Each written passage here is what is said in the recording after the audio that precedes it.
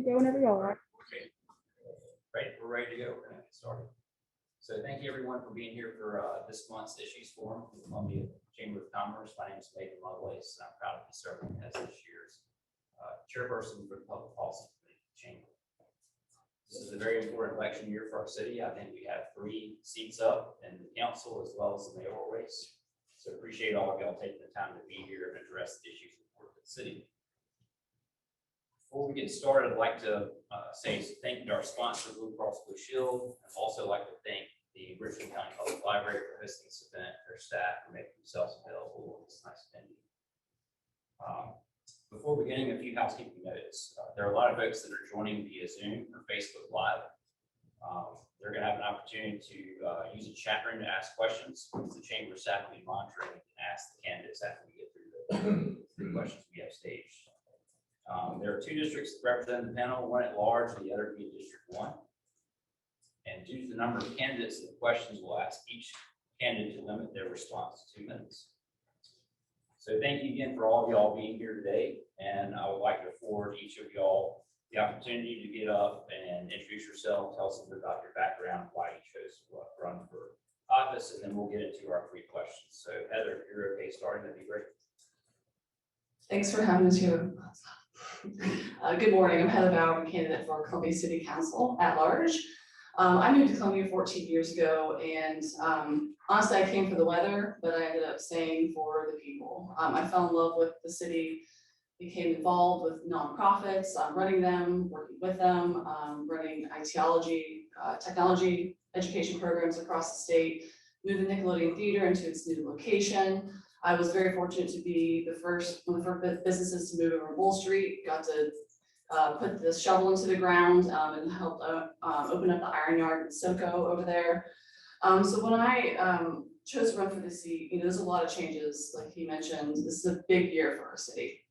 And I ran for state house last year in a primary, and I've been told no my whole life. No, you can't go to school. I was the first to graduate from college in my family. No, you can't play volleyball. I got a volleyball scholarship. No, you can't run for office. Well, I'm running again.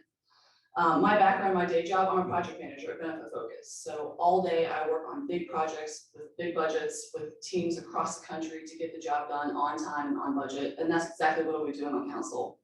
I'm also a business owner. I've had a brick and mortar business, service business called Workforce Fitness. And we help folks with their nutrition and mobility and fitness. Most of our gym members have never had a membership in their life. So we try to help change the legacy of their families. I look forward to putting my skills to use on council. I think it's a perfect platform, and look forward to serving. Thank you. Good morning, everybody. I'm Tyler Bailey. I'm a candidate for Columbia City Council at large. More importantly, I'm a member of the community. I live in Elmwood Park with my wife, Elise, and my son, who'll be 2 years old on Saturday, Tyler Jr. I'm a lawyer. I'm a business owner. I'm also invested in real estate. I decided to run for city council specifically because being from Columbia, seeing a lot of positive change come to the city, and knowing all the great things I believe Columbia can reach, but sometimes being disappointed, being from here, seeing opportunities to go to Greenville or opportunities to go to Charlotte or Charleston, wondering why Columbia's not moving forward. I believe city government in particular is uniquely positioned to actually make change that positively impacts communities and families and businesses. And that's why I decided to put myself out there for service for Columbia City Council specifically. If it was another seat, I probably wouldn't have ran for office, but I love Columbia dearly. I believe in the potential of the city. I believe we need smart, competent, and reasonable leadership to move the city forward. I believe I'm that person. So I'm happy to be here before y'all was born. Thank you. Good morning, everyone. I have to start off by giving a shout out to the best leadership Columbia class. I see some of our members in here, the quarantine, who just graduated and did an amazing class project. I'm Dr. Aditi Bustles. I am a public health researcher that has dedicated my career to helping children and families who have experienced a lot of hardship succeed. I'm the director of research at the Children's Trust. We work hard to ensure our communities have the tools, have the resources in order to move their communities forward, be resilient and responsive to all the different challenges facing our city. And that's exactly why I'm running. When people ask me while I'm knocking doors, Doc, why are you running for office? Why not? We are in a time where we're still navigating a pandemic. both in terms of its impact on our economy and our people. And I'm somebody that can bring a unique and relevant experience to the table, one that brings together people from all walks of life to solve complex challenges facing our city in a time that we really need to make some hard decisions about what will make Columbia more competitive, more vibrant, and more equitable. And so I always say, I want to see Columbia be a real destination for people that were born here, people that came here from other places, a place that people choose over other cities, because we are that place where you can raise a family and open a business, and we're welcoming and inviting, and we are somewhere that people want to come. Thank you all so much for having this forum. I'm John Krangle. I came to Columbia for the first time in 1963. I got my PhD and my law degree from the University of South Carolina.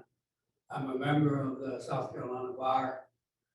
In the 1960s, I was involved in both the civil rights movement and the anti-war movement. More recently, I've been involved as the director of Common Cause for 30 years with trying to expose corruption at the State House successfully. We've had a number of people convicted of corruption.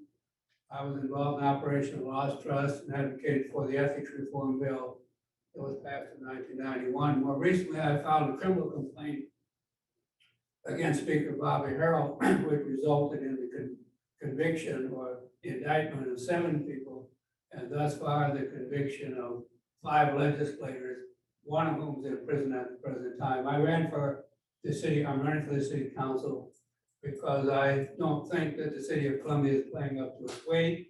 It's not getting nearly as much money as it should from federal and state sources. I've been a lobbyist for 30 years. I think I could help with that task.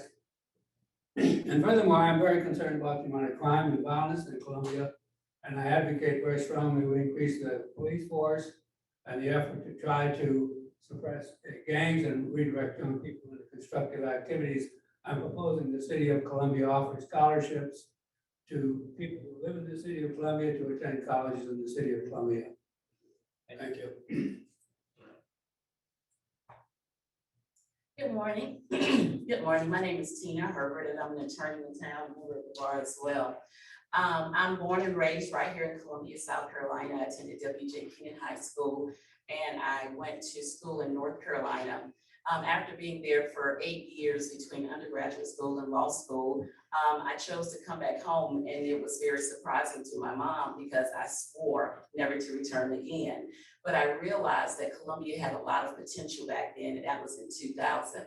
I practiced law and practiced, I don't know a good way to explain it, but I practiced a lot. I became really, really entrenched in the Young Lawyers Division and eventually became president of Young Lawyers of the South Carolina Bar, as well as it named the Young Lawyer of the Year for the South Carolina Bar. And also got the Pro Bono Award with my firm with the South Carolina Bar.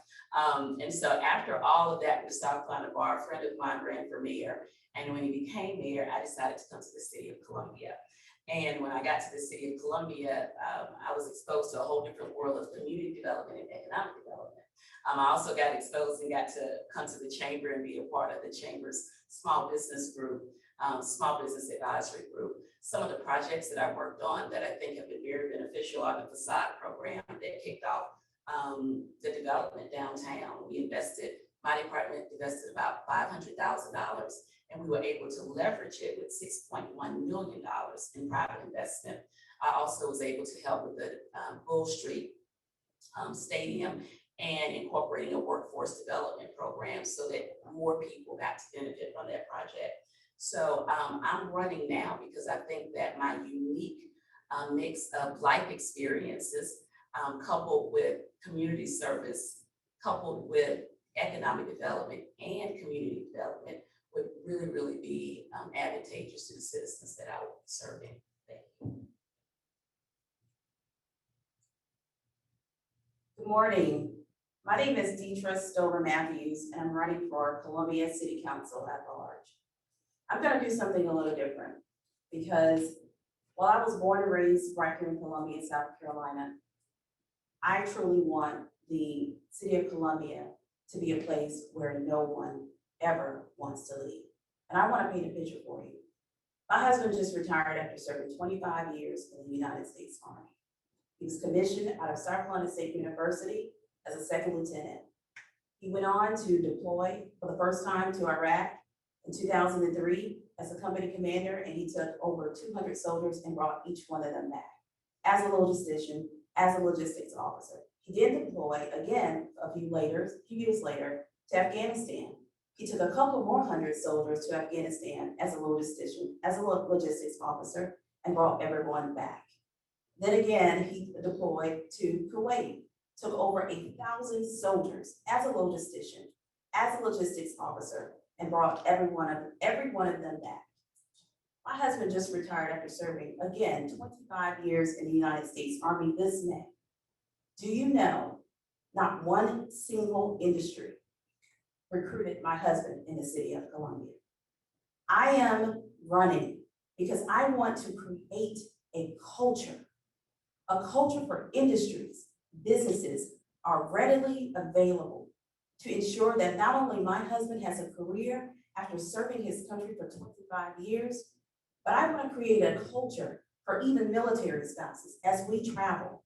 I want Columbia to be a place where no one ever wants to leave. But if they do leave, they want to come back intentionally, just like my family did. Thank you so very much. I consider myself the jobs candidate. Not only am I the jobs candidate, I am the career candidate, simply because of the story that I just shared. Thank you so very much for having me this morning. Last. Good morning, everyone. I'm Krista Williams, and I know we're running short on time, so I'm going to be quick. I'm running for Columbia City Council for District 1. My professions involve working for the state, working in corrections, seeing all of the social justice issues that come in and out of the prison system. I am also a member of the South Carolina Army National Guard. I'm a first lieutenant. I train commissioned officers that are coming into the South Carolina Army National Guard. So as Deidre spoke, yes, I have a heart for our military staff, military soldiers, spouses, and integrating their talent into the workforce. In running for District 1, City of Columbia really needs grassroots individuals to run. And what I mean by grassroots is people that have gone to public schools, people that have worked 2 or 3 jobs, people that have had struggles in their lives to pay their bills, people that have gone through the whole process of trying to open a business, been rejected, experienced bad customer service, and done it all over again.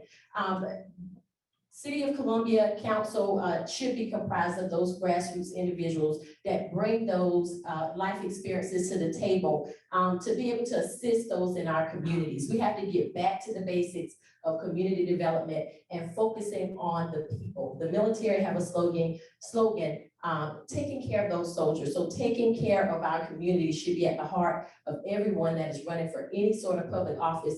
Oftentimes, politicians get away from that. And what I bring to the table, and what I hope every candidate here brings to the table, is that drive and ambition to come back and focus on that little guy, focus on that little girl, and ensure that we're providing the necessary city functions to make our city continue to grow. And as Deidre stated, people want to live here and want to open businesses here.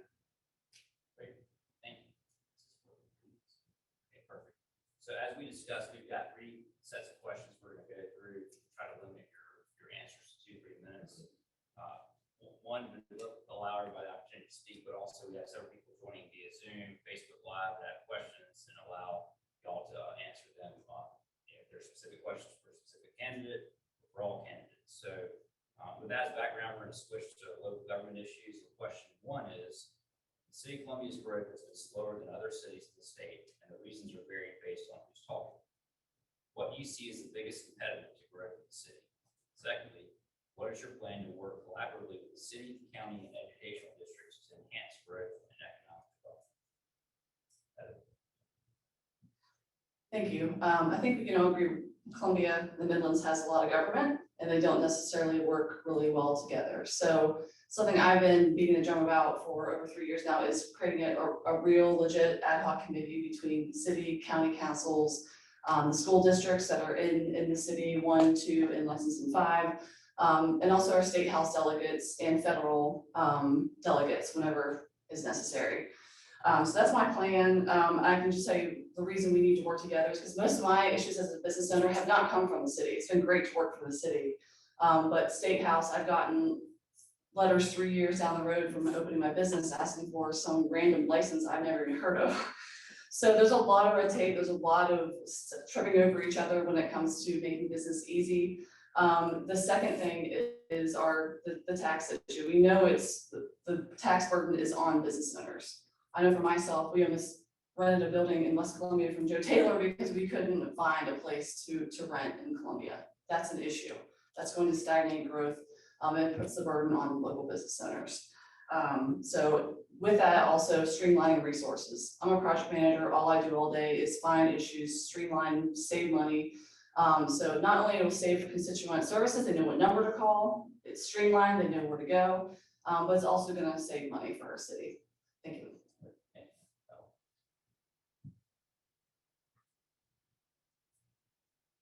Well, I think one of the biggest problems Columbia's faced, as everybody knows, we've missed out on opportunities to recruit industry and business to Columbia, and that's for a lot of reasons.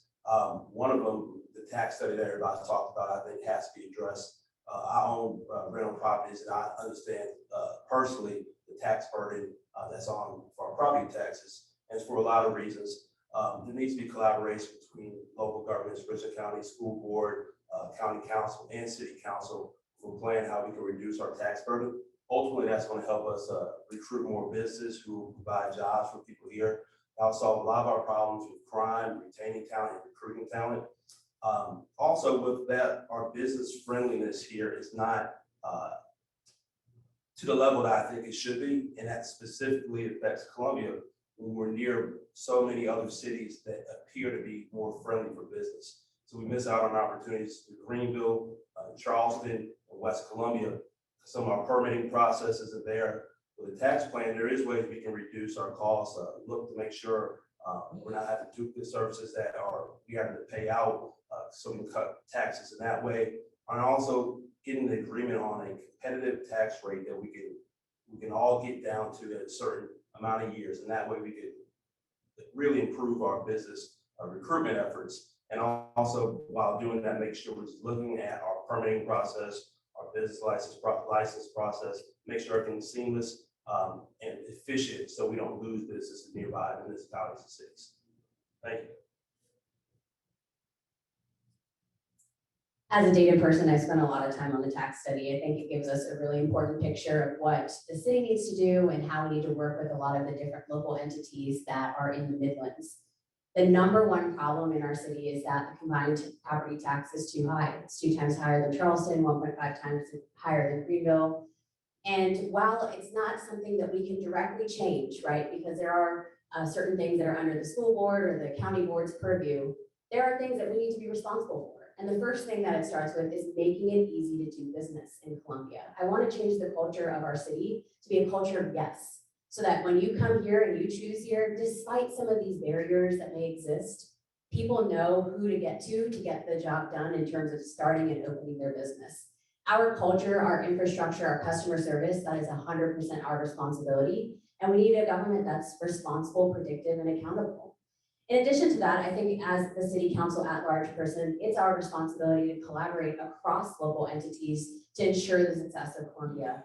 A lot of other capital cities have figured it out, whether it's places like Raleigh or Richmond, where their county and city work seamlessly together.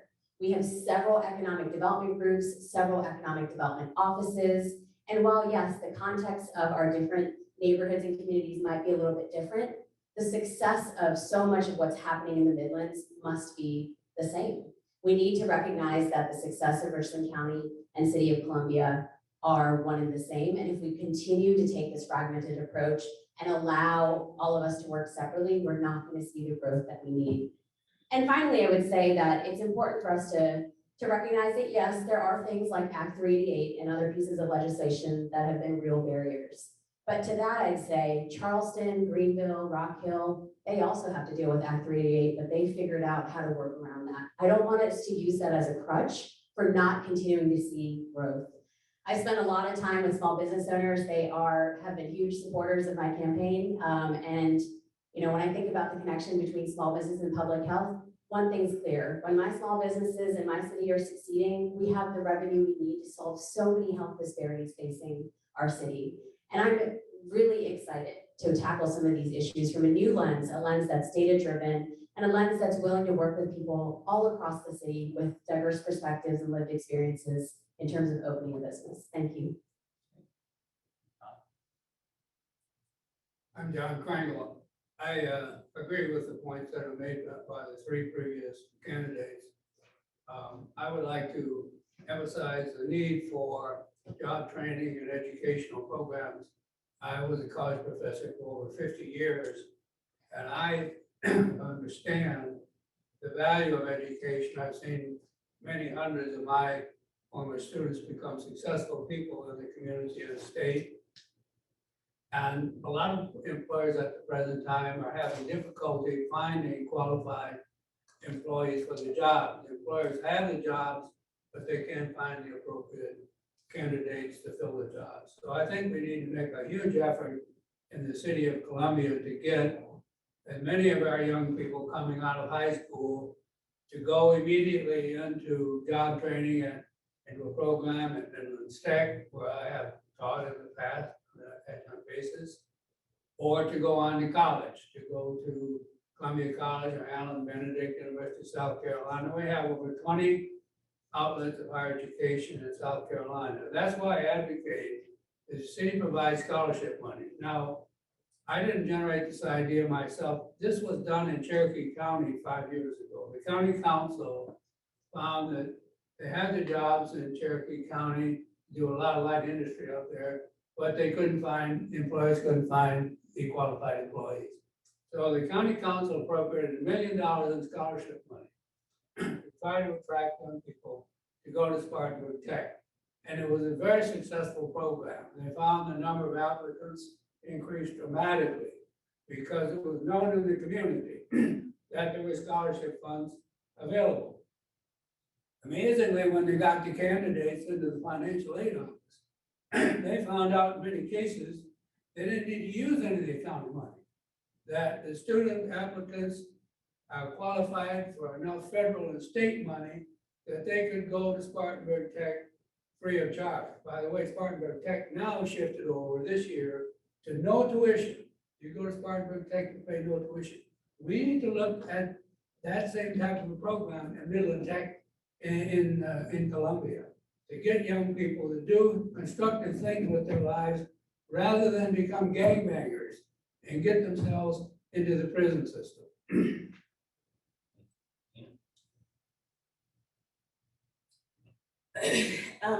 They say that people and opportunities follow investors.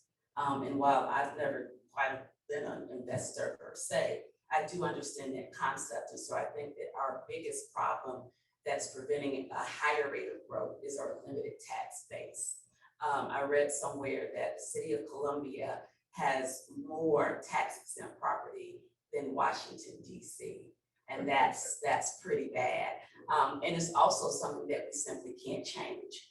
And we don't want to change because government here is also our largest employer. So looking at different strategies to overcome this, because we need to be more competitive. And I like being competitive. We need to get to a competitive place. First of all, we do have to look at the tax rate. And the tax rate is something that we're going to have to collaborate with other entities with. And look at the opportunities there to decrease taxes, or maybe even limit taxes in the future. We also have to cut bureaucracy and be business friendly, because again, when we say we need the investors to come, that is the start of economic development and community development. It's not the end, but it is the start. And so one experience that I've had when I was in my department, we had a facade program. People complained paperwork is too much, Tina, paperwork is too much. My staff member said, well, it's the policy. Well, it's the policy. And I said, I wrote the policy. So if it's too much, we can change it. And we really had to have a debate about that. I really had to explain to her, if we can't find a direct purpose that we need to have this particular information in this whole sheet of paper with a checklist, then eliminate it. And it was very interesting how that dialogue went with Because she said, but it's the policy. And I said, yes, I wrote it and we're gonna change it if it's no longer useful. So I think that the city can look at that in a variety of areas. And I, Thank you so much.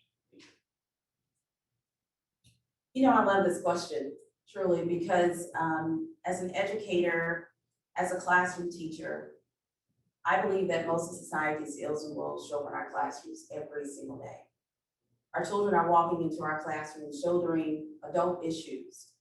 And I believe that our school systems are only as strong as our economy.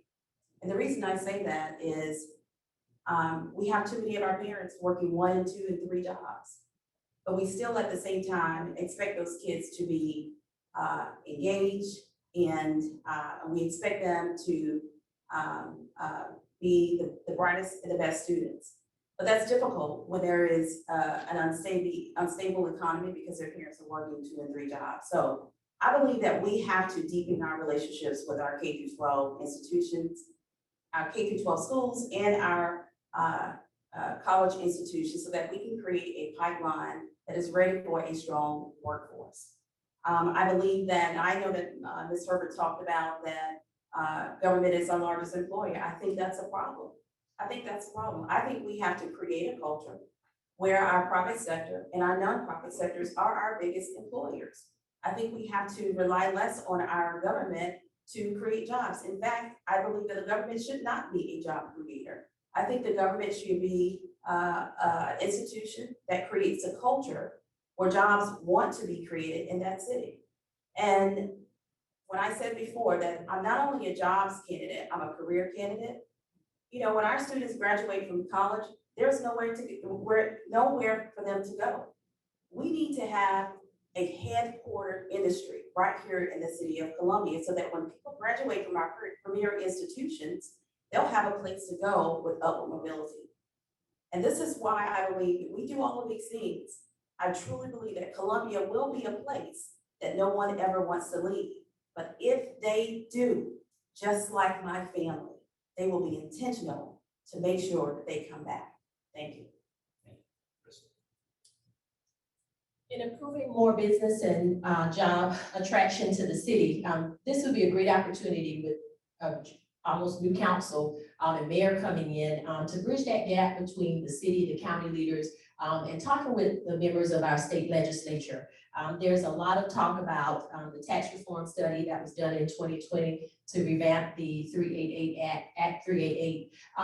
Those types of things, to sit down to the table and talk. When you're looking at who you want to elect into office, looking at people who are willing to sit down at the table and have those conversations of how we can get through this.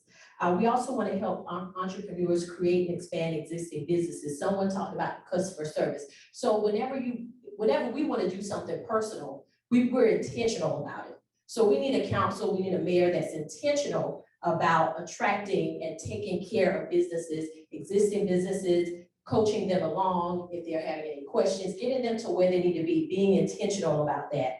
And we also need to help recruit, retain, and grow existing businesses.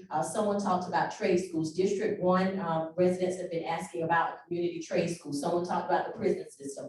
We have people coming in and out of the prison system that are coming to the bus stops in District 1 that are coming back into the communities. Yes, we definitely need those opportunities to rehabilitate our ex-offenders, put them back into the workforce. We currently have 30 solid waste worker vacancies, I think a total of 60 overall with forestry. Our city in some areas is a mess. We need to recruit people that are ex-offenders, get them on jobs, get our city cleaned up. Also, the trades, even within the city, there are employees that can't move up, that's been there 20 and 30 years that can't move up because they don't have the skills to move into those jobs. We got a huge problem.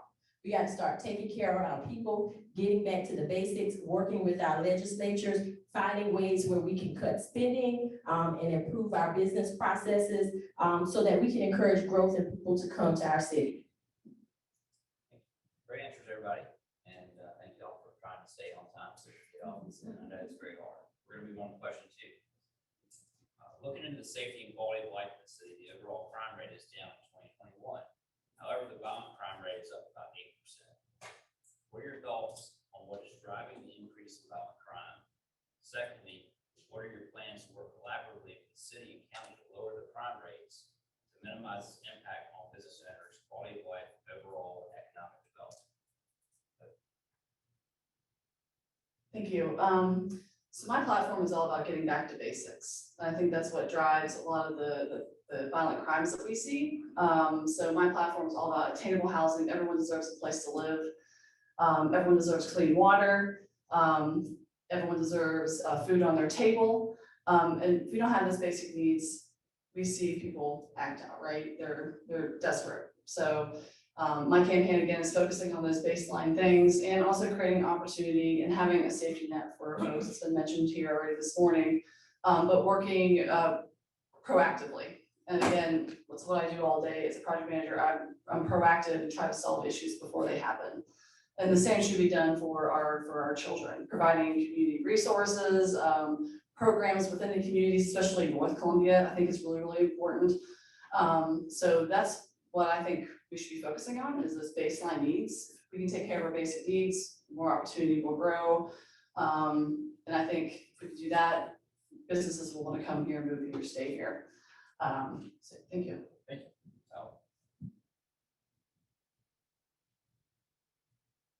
I went on a ride along with Deputy Chief Melron Kelly and Captain Blair in North Columbia probably about a month and some change ago. We started probably around 9 p.m., wrapped up close to midnight. And while we were out, one thing that stuck out to me is it was a school night we were out. I think it was a Tuesday night, and the streets were packed. And that most of the violent crime we're seeing is concentrated in an area of town. And also, you got to look at the social and economic surrounding, the environment that surrounded that community and why crime is high.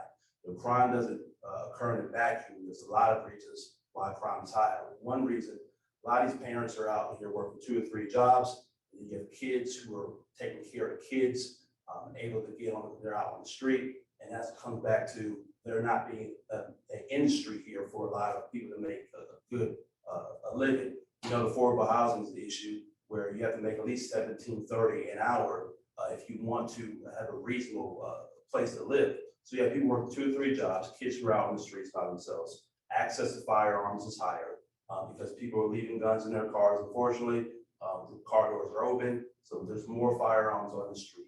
There's a lot of things we have to do to address the crime that we have.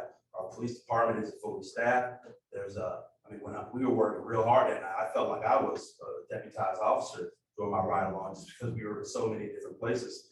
Officers are stretched thin and they're trying as hard as they can to protect our community. We need to make sure our police department is fully staffed, that they're being paid competitive wages, that we're not losing them to nearby municipalities. We have to bring industry here that's going to help regular people have good jobs where they can be present and raise their kids, and their kids aren't able to get on the street. And we also got to make sure our education system is working as it should be. So these kids who are going to school have opportunities to be successful and know that they have a future, not to turn to crime. If we fix a lot of those things, our crime rate will naturally go down. The better the local economy does here, the lower the crime rate will go. Thank you. The property tax study uses this phrase called a crisis of disinvestment, and I think that's exactly what's happening when we think about public safety. There's a lot of communities that haven't been invested in. There are not family supporting jobs. There are not opportunities for economic mobility. And we think about how that all ties into crime and violent crime particularly. I do believe it comes down to, people care about communities that care about them. And it's important for us to ensure that the next generation is set up for success by ensuring that our communities are safe. A couple of ways that we can do that. First, I agree with Mr. Bailey that it's important for us to ensure that our first responders are fully equipped to do their jobs well. We often hear that, they are well trained at the Columbia Police Department, but then leave for more competitive salaries. I also believe that with that comes good training, and that gives us a highly qualified workforce to develop those community and police relationships that are much needed in areas where we're continuing to see disinvestment. The next approach that I'd like to take is to address some of those root causes of disinvestment. There's a lot of trauma, there's a lot of mental health issues, there's a lot of poverty that families are experiencing. And in public health, we think of those as social determinants of your health. Well, that's social determinants of the health of that community as well. And I'm very interested in championing causes and programs that address those root causes to help kids feel hope that there are options, there are things that you can turn to instead of acts of desperation, which are typically what these acts of violence are, especially from our young people. And so I'm very excited to bring that approach to the table. We work a lot with kids that are at risk at the Children's Trust. And one thing is clear, when you have a community that's safe, that's protective, that cares about kids, their potential and the opportunities that they have and their choices are really endless. And it's amazing how resilient kids can be when you put the right factors and people around them. And that's what I'm excited to do. My father was a prison administrator his whole career for over 40 years. And I have taught in the South Carolina prison system at Manning and Kirkland. I've talked to the inmates about why they got in trouble with the law. A very common factor is lack of education. The huge number of the inmates in the state prison system are dropouts. And a lot of them are functionally illiterate as well. So I believe that we need to have very heavy emphasis upon improving education. And that's one of the reasons I advocate the scholarship program, to try to get people who graduate from high school to go into a job training program, go to Midland Tech, go to Benedict, go to Allen, and get an education. There's lots of opportunities out there. The argument that there are no opportunities is false. The state of South Carolina is crying for public school teachers. There's all kinds of vacancies in the public schools. And we can fill those if we can send young people to teacher training programs. I believe that there's lots of opportunities and a lot of young people are not taking advantage of them. I also agree with Mr. Bailey's comments that we have a problem with law enforcement. I met with Chief Holbrook 3 weeks ago, and he told me he has 90 vacancies for sworn officers at the Columbia Police Department. He has 26 staff vacancies. Why? Because the salaries offered by the city of Columbia are not competitive. Even if you can recruit someone and send them to law enforcement academy, before long they leave and go someplace else. They're starting people at $34,000 a year at the Columbia Police Department. $34,000 a year is food stamps money, okay? You can't live on that. At the same time, you can go to Beaufort and start at $49,000.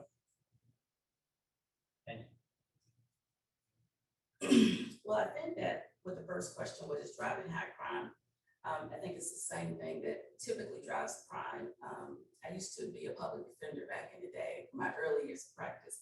And I also worked at DJJ and got to really just sit down and talk and deal with youth. Back then, I think it's the same thing as it is now.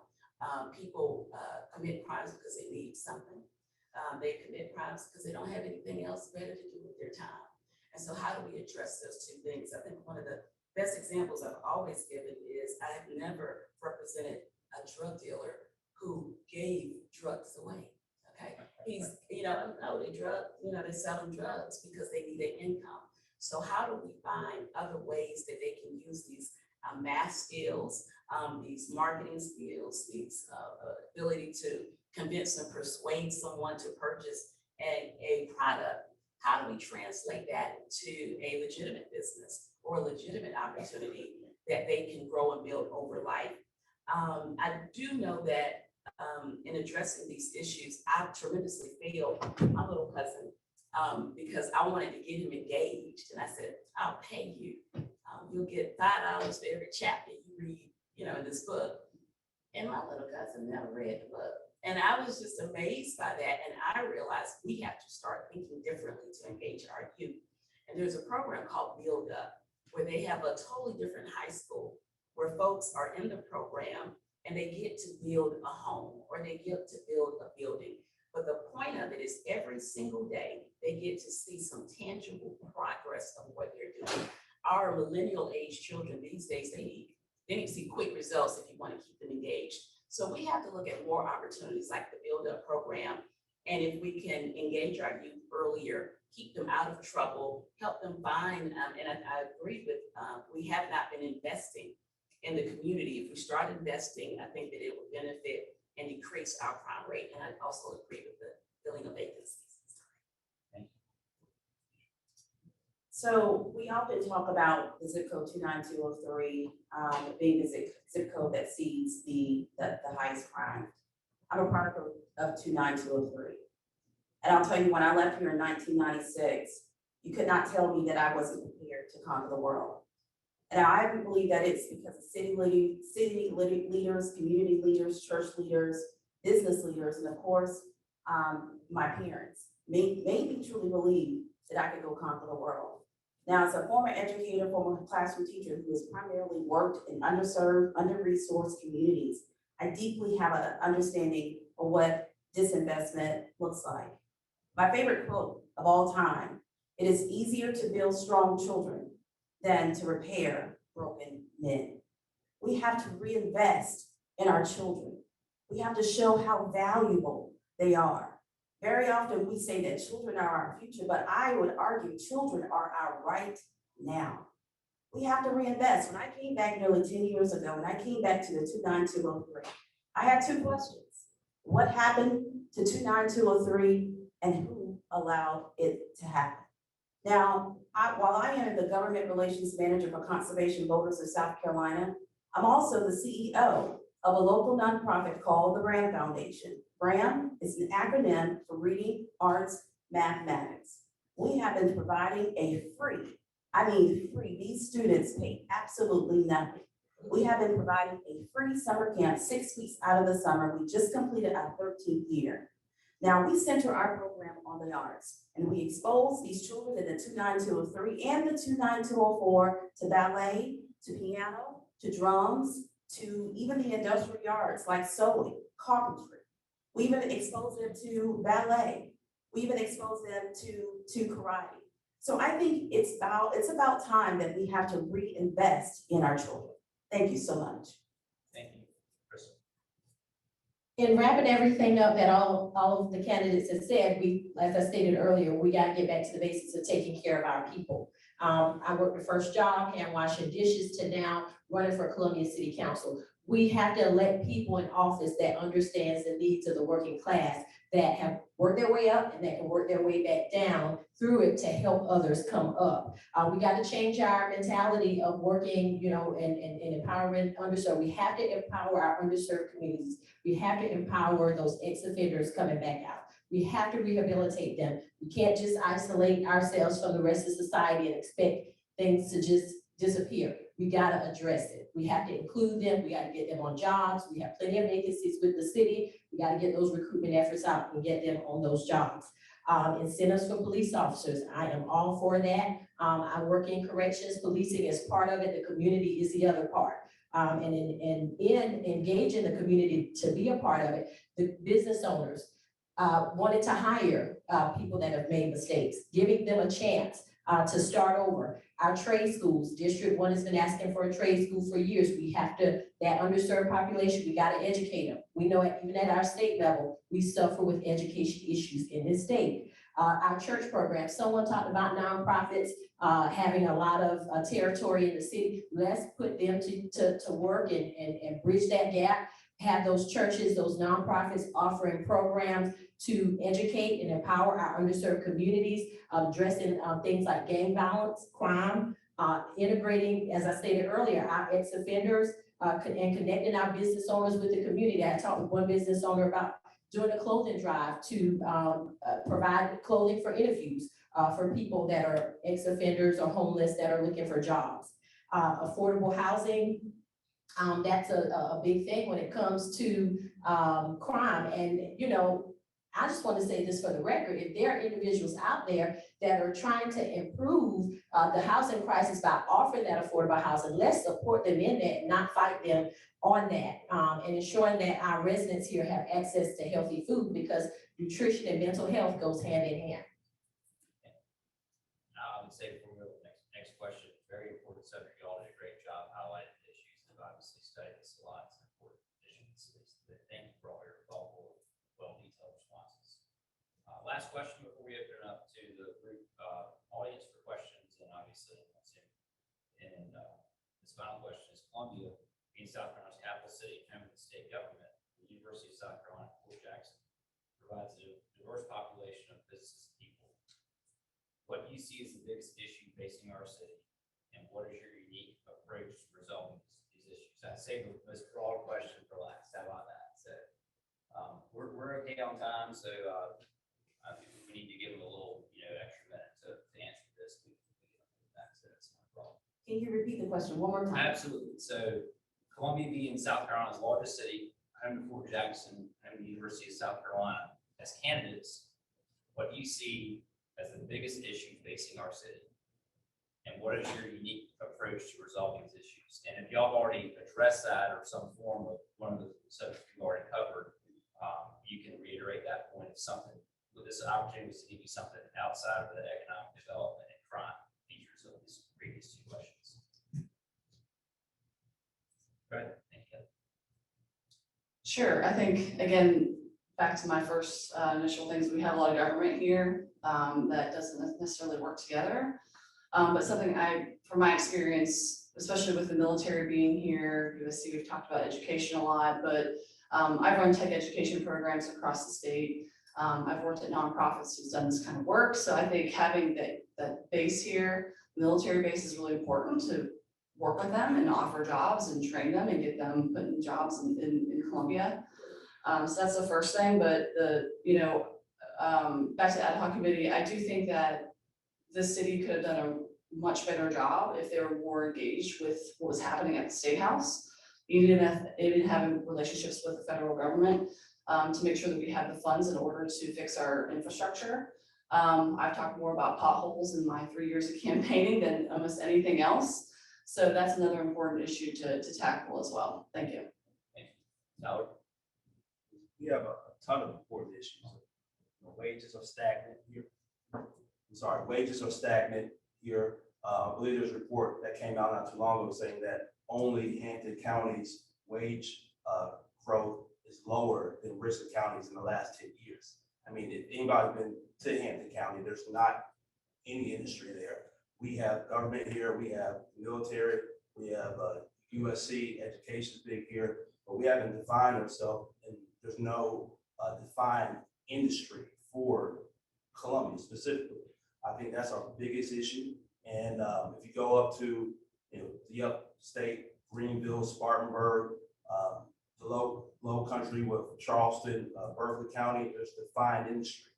We need a defined industry here in Columbia outside of government, military, and education. I would like to see advanced manufacturing jobs here in Columbia. Those are jobs where people do not necessarily have to have a 4-year degree to actually make a good income for their family. That's a big thing that we need to define industry. If we don't get a defined industry, we're going to always be average because we have enough here for us to be average. We have Fort Jackson, we have government is here, we have a lot of universities, but if we don't have a defined industry, we'll continue our wages will be slow and growing because these are stable industries we're talking about, and our best and brightest will go to other surrounding areas where they can make a good living. If we get a defined industry, one, we're going to retain our talent, we'll do a good job recruiting our talent, crime rate will go down. A lot of our problems here in the city will be addressed. Part of the reason why we're not recruiting talent is our tax structure, and I think we have to address that moving forward. Of course, I'm a younger person. I like to see results quicker than longer, but it's a process. And I think that with this tax study, with the climate that we're in right now, everybody knowing that we want Columbia to move forward, a new council coming in, I do believe that we have a great opportunity to address these ills that has slowed Columbia's growth. I'm looking forward to being a person to help move the city forward in the future. And my main concern would be helping Columbia stand out with a defined industry that can help solve a lot of problems. Thank you. I know you said that you want to maybe touch on some other issues than economic development, but what I've learned in my time, being on the campaign trail and talking to so many small business owners, so much of the city, so much of our ability to make change comes down to growth and economic development. Again, that is how we have revenue to take care of our people, to take care of our communities, to eliminate a lot of the health and and other social disparities that we see across our city.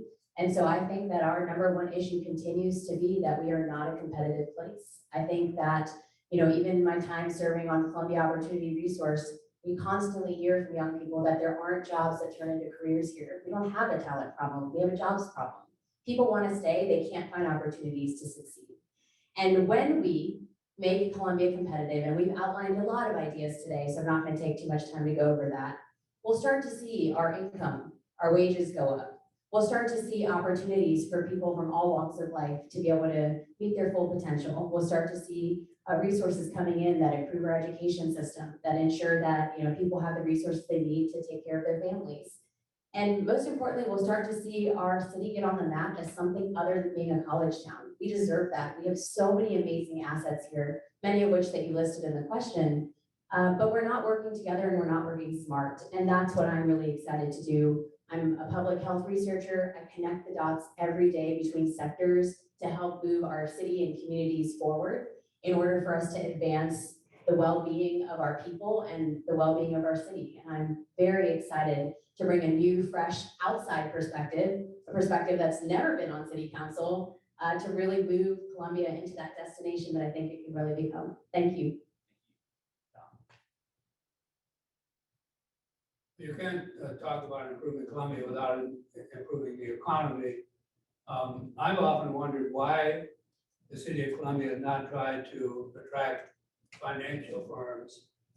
My hometown, Sioux Falls, South Dakota, made a very successful effort back in the 70s and 80s, which continues today, to recruit banks to set up their credit card operations in South Dakota, where they didn't have a usury law.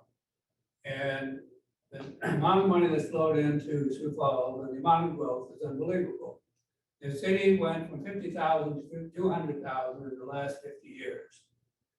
The number of banks, Citicorp, for example, moved in there. There was an article yesterday relative to Pandora's Papers. It indicated there's $153 billion in the city of Sioux Falls right now. Now, a lot of it's illegal money, unfortunately, that these third world dictators have deposited in different parts of the country. But we could attract, I think, financial advisement firms, brokerage firms, and so on, because now you can do brokerage and commercial financial work from the moon if you want to. All those operations in New York have high costs. We could offer them a much lower cost environment. So I think we need to look at trying to recruit brokerages, mutual funds, hedge funds, private equity funds, banks to come into Columbia and set up operations here, and I think we could do it.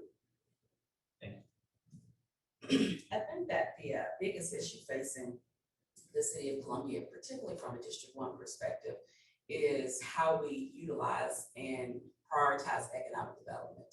And I believe that everything that happens in the city has its basis in economic development or the lack of economic development. I think that we have done well in developing certain areas of the city, and that development will flow to other areas. But we need to make sure that in this process, and I remember my motto at OBO was ensuring the growth, economic growth for all communities. We cannot continue to contribute to the wealth gap.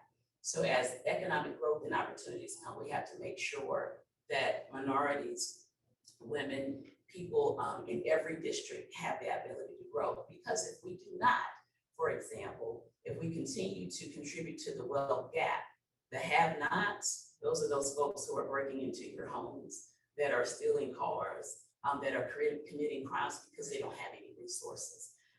So I think that is one of the main things economic development and investment contributes to our food scarcity. It contributes to the quality of our schools. So strategizing and making sure that we use every tool that we have to benefit all of our communities is, I think, the biggest issue that we have to face. Because with economic development, some people just think it's jobs, but it's not just jobs. It's quality of life. It is resources that come along with those. Thank you. So I talk about being a military spouse a lot, and I have to tell you, I do that because played a large part in my life. I served my country as a military spouse for nearly 19 years. And so I've been able to live around our country. I've been able to live, work, play, and worship in so many different cities across the country. I've seen the good, I've seen the great, I've seen the not so good. I want to bring the great home. Now, I centered my platform truly based upon my lived experiences as a former educator, as a military spouse, as a nonprofit leader, as a mother of a child who's living with a disability. My 4 E's are economic development, employment, environment, and education. I believe, and I think I hail from a very small community of educators who believe that if we're truly going to improve the quality of life for all people, particularly children, what better way to do that than to make sure that these children's parents have one job that pays a livable wage? What better way to do that than to remove some of the historical barriers to gainful employment? Historical barriers like addiction, mental health. I want my daughter who's living with a disability to grow up to live a full and independent life. What better way to be able to remove those barriers to individuals living with a disability? And of course, the environment, I'm deeply passionate about it. I want all of us in the city of Columbia to wake up without the uncertainty of seeing brown water that comes out of the faucets. And lastly, with education, I said before, I believe that we need to deepen our relationships with our K-12 institutions and our higher ed institutions so that we make sure we create a strong pipeline that is able to enter the workforce. But that workforce has to be created by a culture that allows for the private sector and the nonprofit sector to be the job creator. I'm running because I'm deeply passionate about the city of Columbia, born and raised here, product of Columbia, and I want it to not only be competitive regionally, but I want the city of Columbia to be competitive nationally. Thank you so very much to the Columbia Chamber. Thank you all of you for tuning in. It is my honor, Teacher Stover Matthews. I'm running for Columbia City Council at large. Thank you. I'm back to my favorite phrase of taking care of our people. City beautification. We got to get our city cleaned up. Those of you that are sitting out there, any initiatives out there, jump in, pitch in, and from the city perspective, ensuring that those positions are filled so that we can get our city cleaned up. We're a beautiful city, and we want to make sure that we maintain that image. Once again, anyone that is out there trying to provide opportunities for affordable housing, providing opportunities for access to healthy food, they're wanting to open up a co-op, the city staff working with those individuals to ensure that they meet the needs of the community and are taking care of them, not working against them.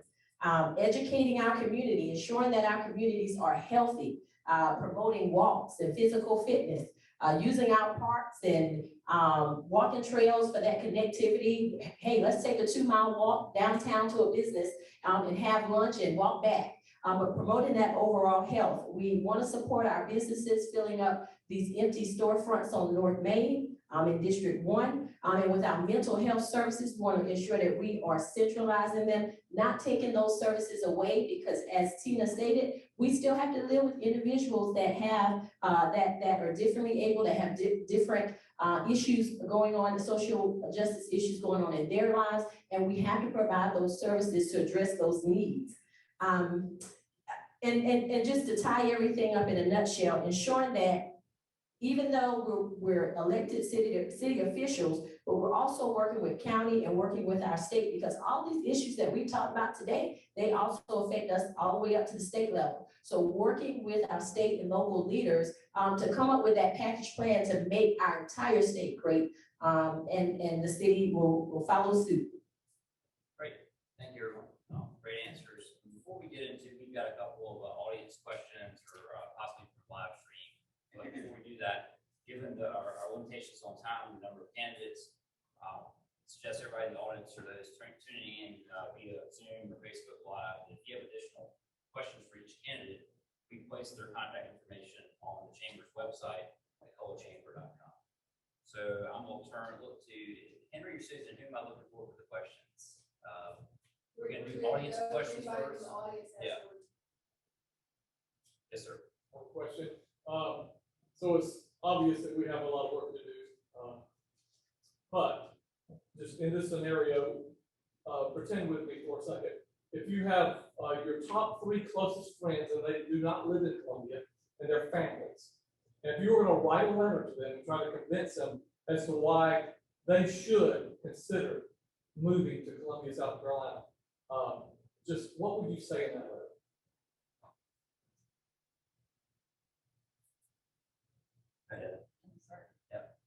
And where should they live? Oh, man. I think arts and culture is huge here. I think that's why I stayed here, honestly, I didn't leave, was because of the arts and culture in Columbia. I think the ballpark is awesome. Be able to go to a Fireflies game is amazing. Let's see the third thing. Our parks are also very pretty. So, and I would say with South Beltline, I've lived in every neighborhood across the city.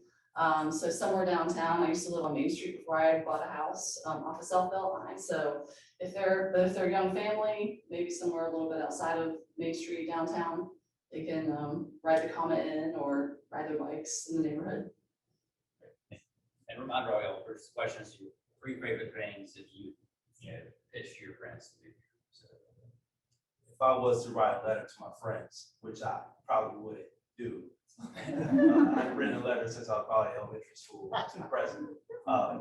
But my friends are like me. They're young, they're ambitious, they're hungry, they want to be successful. If I was trying to convince them to come to Columbia, I would say that Columbia is uniquely positioned right now, so you can come in and actually play a part in building the city to a city that you can be proud of. My sister, for example, moved to New York. I have friends who live in Atlanta or LA, Miami. And those cities are pretty much firmly established, which Columbia is established as well, but to break in and really play a meaningful part in building the city and building the community, I think that Columbia has always been a city where nonprofit organizations, business leaders, Chamber of Commerce, you can pick up the phone and people will genuinely pour into you and help you actually play a part in making your future better and making the city better. So I would try to convince my friends, say, look, Columbia is about to be that place. It is that place. It's an opportunity for you to be great here. We have, we're the capital city. We have right on the river, easy access to travel around the state. We have beautiful neighborhoods, great culture and arts here. I would recommend that they live somewhere near downtown if possible. I live in Elmwood Park, which I think is a great neighborhood, but we have great neighborhoods all throughout the city, whether you're in Shannon, you're in 29203, anywhere else in the city limits, plenty of places you can live. Columbia is a great city, and on top of it already being a great city, I believe the next 5 to 10 years is going to be a lot of good changes here, and you can come here and actually play a part in the future of Columbia. So I have been trying to convince some of my friends to at least come visit me, mostly during basketball season, where I proudly wear orange, not because of Clemson, but because of the University of Virginia. And so there are a lot of friends that are curious about Columbia, and they say, it's not too far from Charlottesville. What does it have? And I always refer to what is really special about Columbia as the Columbian magic. You get here, you don't know how to do something, you'll find someone, because there's a 1 degree of separation. And if you have an idea, somebody can help you bring it to life. Just like running for office, I didn't even know how to hire a campaign manager when I started. I asked around and I said, I'm really passionate about my city. I want to do something about it. And just by having conversations, being introduced to folks, 6 months later, we were announcing that I was running for city council. That doesn't happen in big cities. You are often just a number. There are a lot of great things about bigger cities in terms of how established they are. But what makes Columbia awesome is that there's so much opportunity for you to make a direct impact. So my top 3 things would probably be, go check out all of the amazing public in our museums and take advantage of learning about our history as well as the new ideas that are coming into our city. Take advantage of Soda City. It's a very unique concept that's here every Saturday, as well as all the festivals that often happen on the tail end of Soda City. And then the last thing I would say is, take a bike ride. I think, we are a city that's really moving towards being more walkable. We have a lot of advocates working hard to ensure that we are a place that people can walk safely. And I'd like to see the culture change, and that starts with more people taking the effort to do that.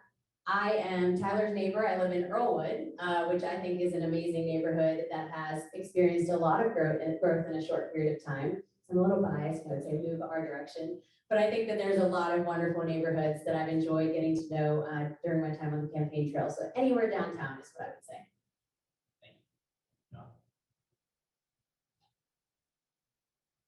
It depends on how old the person is that I'm writing. I have a son who is an attorney, two grandsons, and a daughter-in-law in Greenville. He has a law firm also in Anderson. And one of the things I would say to him is the opportunities to practice law in Columbia are at least as good as they are in Greenville, maybe better, because we have so many different levels of courts, state court system, federal court system, bankruptcy court, and so on. On the other hand, I have a very wealthy cousin. He's probably one of the wealthiest people in the state of South Dakota. His name is Bob Endress. He's 83 years old. And he has medical problems. So if I was writing a letter to him, I would say, we have excellent hospitals in the city of Columbia. We have 3 excellent hospitals in Columbia, one across the river in Lexington. Plus he's a veteran. We have a veterans hospital. We have outstanding doctors. I don't think we emphasize in trying to sell Columbia the medical and healthcare resources that we have in this city. We have outstanding doctors. Our orthopedic surgeon, Bob DeSilva, is as good as anybody, in my opinion.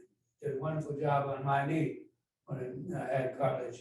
So I think we can emphasize those things and cultural opportunities. As Heather said, there's lots of things. We have plays, we have ballet, we have various types of cultural activities, Hispanic activities downtown and so on. So it's a city that has a lot of things. I told my cousin Bob Endress, he comes down here in the wintertime, by the way, because South Dakota gets 30 below zero. And I said, there's always something to do in the city of Columbia. You cannot possibly get to all the events that we have that are worthwhile attending. So there's a lot of assets we have that I think can help sell the idea people should move here. Well, I live in Cat Island off of North Main Street, and so I would encourage people to come in that area. It's right next to, right across from Columbia College. And I say that because North Main Street is beginning to see a lot of development that is spurring from downtown, which we predicted 10 or 15 years ago, start with the city center, and it will slowly go down the main corridors. Things that I like to do or things that I think that are attractive. Well, number one, I came back home because I lived in Raleigh, North Carolina, and my commute killed me every day. If I did not leave the house at exactly the right time, a 30-minute ride turned into an hour and 30 minutes. So we don't have the traffic here in Columbia. Another thing, I love women's basketball at USC, I'm sorry. So I would tell folks, Don Staley is here, and I just love her to death. And they can come and see Asia's, what is it called? Statue, yeah, statue. And then also, I just think it's a great place to raise children. My neighborhood is quiet, it's calm, kids can ride their bikes in the street. And so it's just, it's a peaceful place to be. And so for those reasons, I call it home, and I think that they would like to call it home. And I'm here. That's probably the main reason, but I call it home, and I think they would love to call it home too. I just want to say, what an amazing question, truly. In fact, I mean, I'm going to charge myself over the weekend to actually do that. I actually have my husband and I, we have some military friends who are coming in on Monday to visit us on Monday. And I'm going to charge myself over the weekend to write that letter to them and make sure they have it before they leave. Now, as a former educator, you know, I'm big on letters, so I'm going to say the 3 Ps, just like my 4 Es. I'm going to say the 3 Ps, and the 3 Ps are people, potential, and possibilities. And I'll just share a really quick story, and it is truly just that simple. Going back to what Mr. Kringle said about our healthcare system here, I serve on the Prison Health Children's Hospital Board. And I started serving on that board because before we moved here, I remember the United States Armed Forces actually said that we could not be stationed here because we did not have the medical facilities or the medical resources to take care of my daughter. And after several appeals, we won the appeal. We were stationed here, but I hit the ground running because I didn't want that to happen for any other family. So I've been serving on our Children's Hospital Board. When we came here, we didn't have one pediatric neurosurgeon. Since I've been serving on the Prison Health Children's Hospital Board, we have now 3 pediatric neurosurgeons here. And so I have been working very diligently to make sure that we have specialists and subspecialists across the board to not only be able to take care of my dear Caroline, but to be able to take care of medically fragile children with complex health histories all across the state of South Carolina. And to that point of our Children's Hospital, we serve over 150,000 children every single day. So I will lean into our healthcare system and I will focus on those 3 P's: the people, the potential, and the possibilities. Thank you. Thank you. Lastly, Chris. So you all are asking me the question. I'm a resilience, bounce back, let's do it type person, find good in any situation. So with talking to friends, I don't think there's any place in Columbia I wouldn't advise them to move.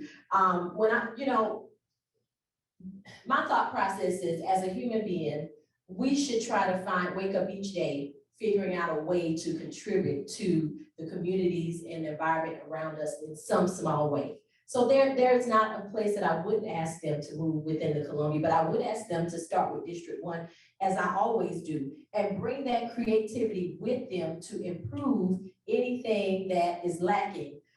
Meeting the locals and talking to people and finding out, who they are, their life stories, coming here and making themselves a part of the community, not just moving here and going to work every day, but integrating with those locals. I would also ask them to definitely buy a home, because 50% of our property in Richland County is rented. So we want people to come and buy a home and stay for the long haul.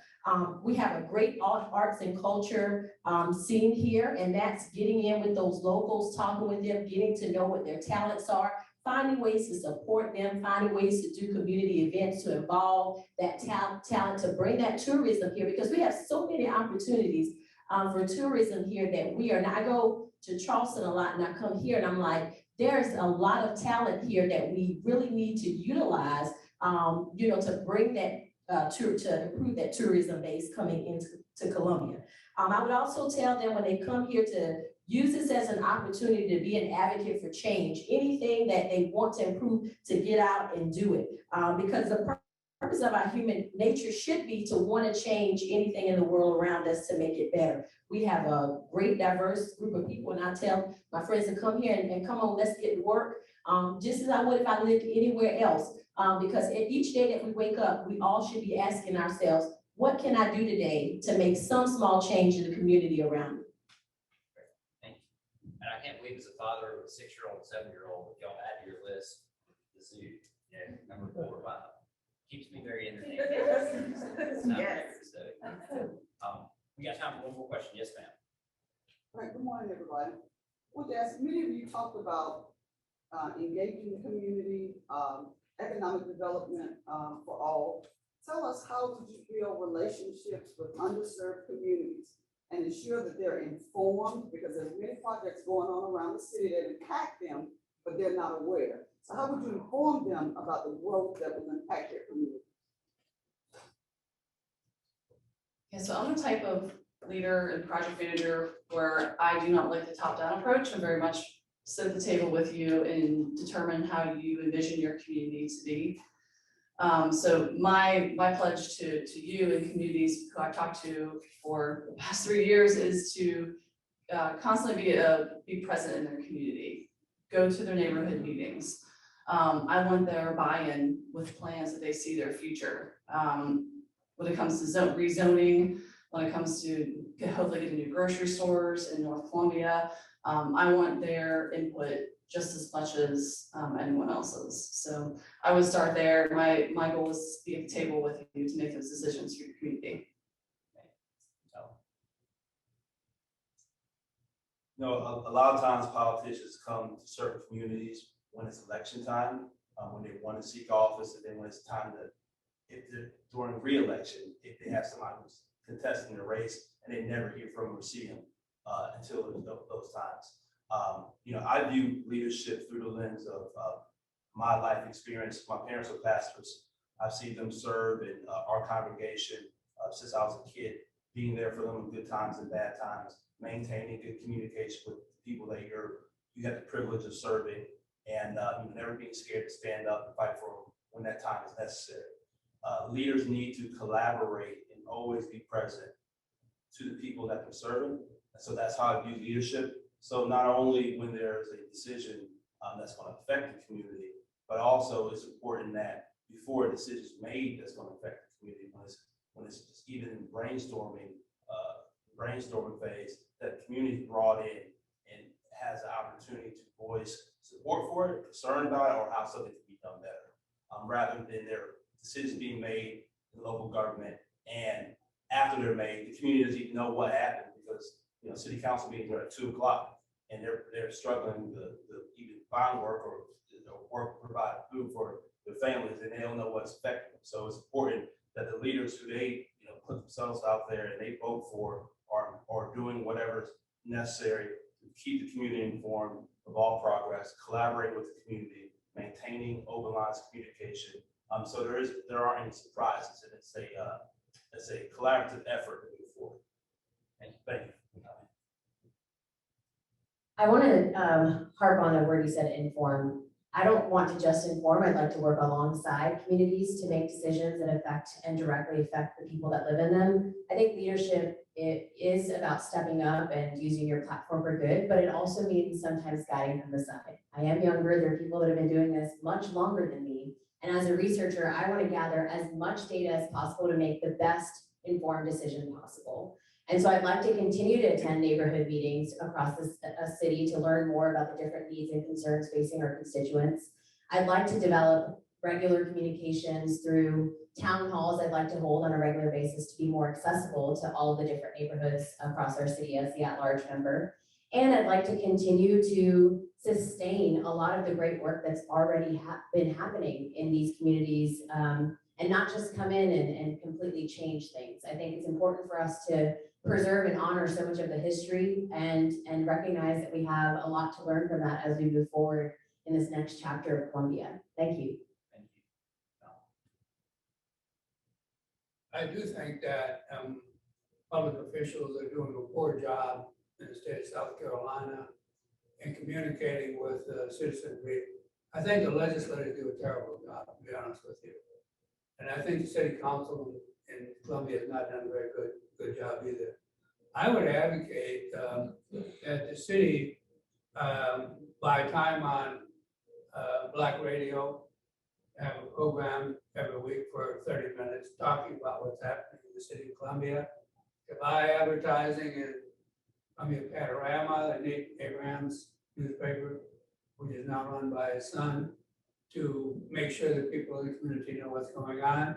And I think we need to look at the idea of buying television time as well. We are not telling the people in this city what's going on and what will be going on in the future so that they can take the opportunity to participate in the decision-making process. Thanks so much. And I really love that question because I think in my district, we have so many people who are totally disengaged and don't have a clue what's going on or the decisions that are being made for them on their behalf. And so I truly believe that you have to meet people where they are. I have learned with working with school improvement councils and other groups that a lot of people are intimidated. They're not coming to City Hall. A lot of people are not coming to neighborhood meetings. I think neighborhood meetings only represent maybe 5% of the neighborhood. So you literally have to go, particularly in my district, you got to go to Greenview Gym.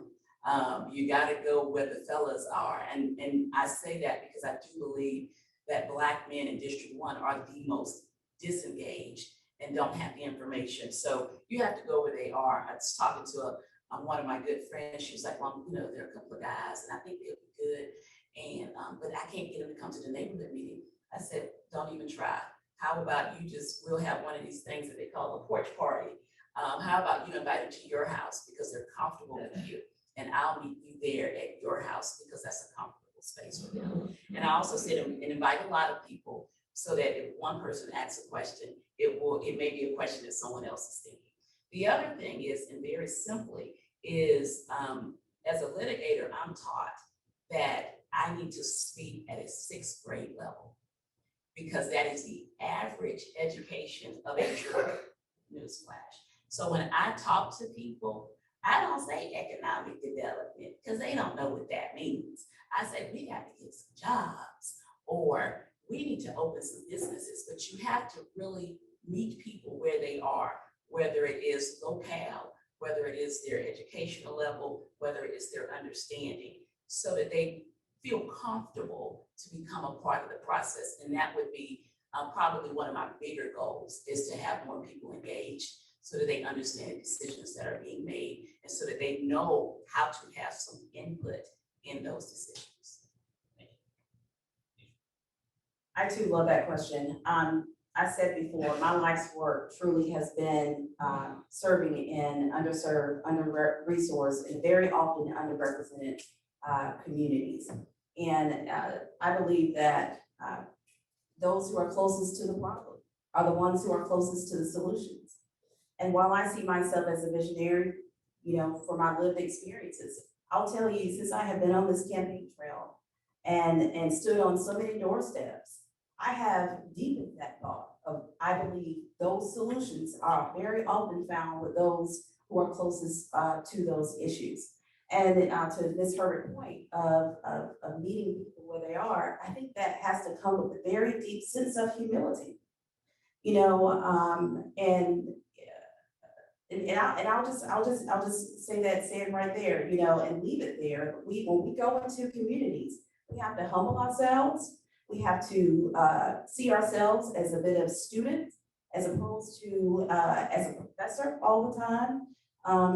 But I truly believe that, you know, and to that point of those who are closest to the problem are the ones who are closest to the solutions. I lost my train of thought. I'm so sorry. I lost my train of thought, but I'll just leave it right there. Thank you so very much. Thank y'all for your grace. Yes, so connecting people to the information, because we have multiple ways to get information to people. We got TV, we got radio, we got our phones, we got social media, we got all these ways to get information out. And I think this should be a concerted effort to get this information out through people at the city level, at the school board level, at the state representative level, at the state senator level, all the way up.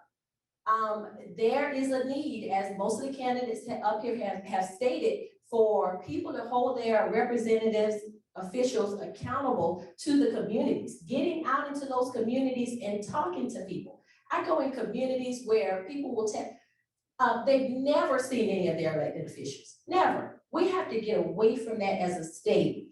We got to start putting people in office that's going to do the job, okay? Because you're asking a basic function of a job, of a duty of an elected official. So we have to hold these people accountable, and if they're not meeting the needs of the community, get rid of them. I said that for the record, get them out of office. Engaging our churches, to utilize our churches to get information out, bringing those community leaders to the table, those nonprofit leaders, real estate investors, bringing those experts to the table when we're making decisions to say, hey, how can we get information out to your communities? What are some events that you all have coming up where the city and representatives can come out to engage and talk to people? Like we said, those school board members. I know that's one of the first things, you know, that I'm working on now is working side by side with those school board members, because there are a lot of issues in our schools that I want to know what school board members are doing. State representatives, senators as well. And as we said, we're going to utilize our normal methods of TV and ensuring that our city services, people that provide our city services, are also engaging with the community and attending those meetings and putting out that information. Because yes, we do have that gap, that information gap on people saying, I need this or I need that, but the city offers it, making sure they know where to get it, who to talk to. And that's part of the city's responsibility to get out into the community as well. Okay, thank you everyone. This was a great event. Appreciate all your time for coming. A quick notice that on the October the 18th, 4 p.m. at the University of South Carolina Russell House, we're having the Mayor Candidates Forum. I want to thank Carl, Henry, Susan, and staff of the chamber, as always, for putting this on. Thank Richmond County posts, and most importantly, everyone don't